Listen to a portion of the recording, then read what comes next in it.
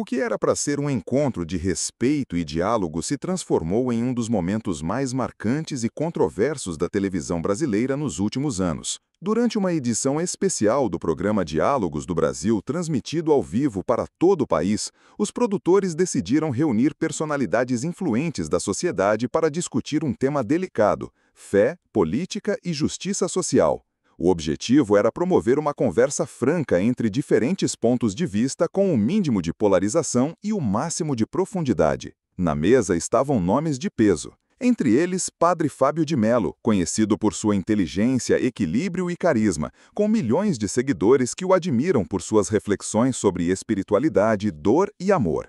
Ao lado dele, Rosângela da Silva, a Janja, socióloga, ativista e primeira-dama do país, que há tempos assumiu uma postura mais combativa e pública nas discussões sobre desigualdade, conservadorismo e religião na política. Desde o início, o clima era de cordialidade. As perguntas eram distribuídas de forma equilibrada e o mediador fazia de tudo para manter a serenidade da conversa. Mas bastou o tema responsabilidade das lideranças religiosas no combate às desigualdades entrar em pauta para que o ambiente começasse a mudar. Janja foi a primeira a tomar a palavra e, com firmeza, disparou críticas generalizadas ao que chamou de omissão institucional de figuras religiosas diante das injustiças do país. Ela citou a fome, o racismo estrutural, a homofobia e a desigualdade econômica, e insinuou, sem citar diretamente nomes, que muitos líderes espirituais se escondem atrás da neutralidade para não contrariar interesses políticos e manter sua popularidade.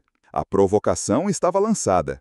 Com palavras afiadas, Janja afirmou que quem tem fé de verdade precisa se posicionar. Não adianta pregar o amor ao próximo e se calar quando os direitos dos mais pobres são ameaçados. Disse ainda que o silêncio de certas lideranças era cúmplice do atraso social e que muitos religiosos famosos preferem agradar os dois lados em vez de defender os vulneráveis.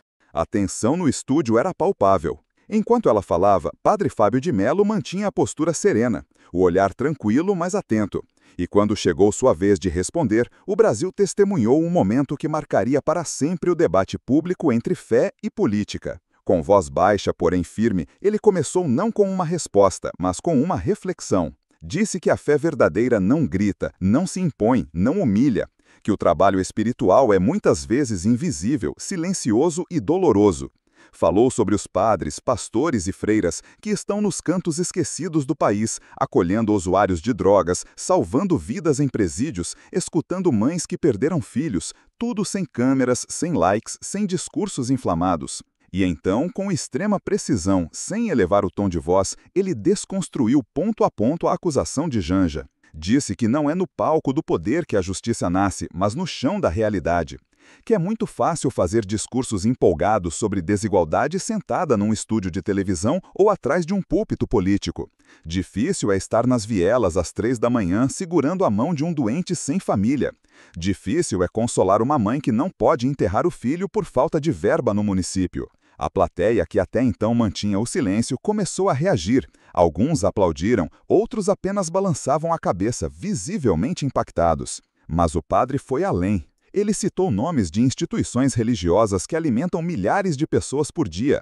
Lembrou que a Igreja Católica sustenta, em silêncio, hospitais, creches, centros de recuperação, orfanatos, abrigos, tudo sem usar isso como moeda de troca eleitoral. E então, com um tom respeitoso, porém incisivo, soltou uma frase que ficou marcada.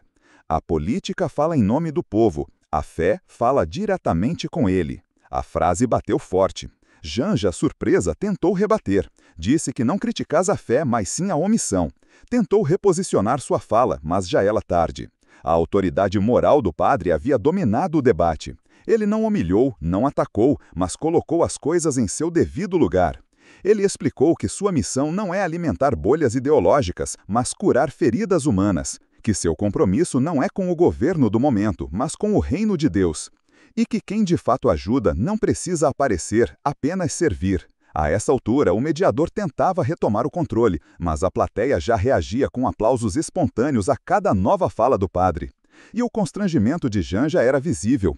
Seu rosto, antes seguro e determinado, agora demonstrava incômodo e hesitação. E então veio o golpe final.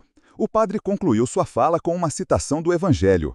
O bem que se faz em segredo é o que verdadeiramente transforma. Um silêncio tomou conta do estúdio. A primeira-dama tentou finalizar sua participação dizendo que apenas buscava provocar reflexão, mas sua voz já não tinha o mesmo impacto. A verdade havia sido dita, não com raiva, mas com sabedoria. E isso fez toda a diferença. Naquela noite não foi a política que venceu, foi a espiritualidade autêntica. As redes sociais explodiram. Hashtag Padre Fábio Desmonta, hashtag Janja Caiu, hashtag Fé Sem Partido e hashtag A Resposta Veio dominaram os trending topics. Milhões de brasileiros comentaram o episódio. Influenciadores se dividiram, mas o sentimento predominante era de admiração pela clareza e firmeza de quem não precisou atacar para vencer. Colunistas de portais progressistas tentaram relativizar o ocorrido no dia seguinte. Disseram que Janja foi mal interpretada e que o padre desviou do ponto central. Mas o povo já tinha escolhido seu lado. E mais uma vez ficou claro, não se enfrenta um homem de fé com discurso político, porque enquanto o político fala para convencer, o homem espiritual fala para tocar. E naquela noite, o Brasil inteiro sentiu.